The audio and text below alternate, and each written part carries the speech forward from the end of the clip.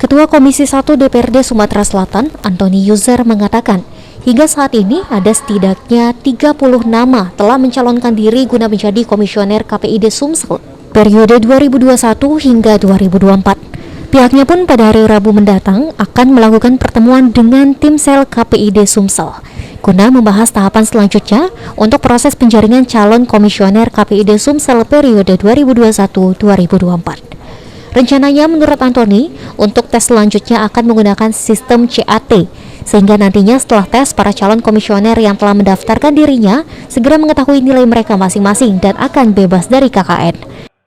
Sel lebih kurang 30 sudah, tapi belum masuk ke sini. Karena nanti itu ada seleksi dari tim sel, maka besok pagi hari Rabu tim sel melaporkan karena ada wacana sistem seleksinya pakai CAT. Jadi melalui sistem komputer. Begitu selesai ujian langsung bahasanya itu langsung keluar nilai. Itu juga masih akan diusulkan tim sel ke DPRD, apakah DPRD menyetujui seperti itu.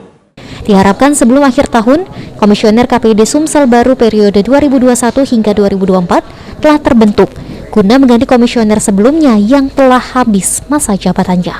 Firman Hidayat, PAUL TV.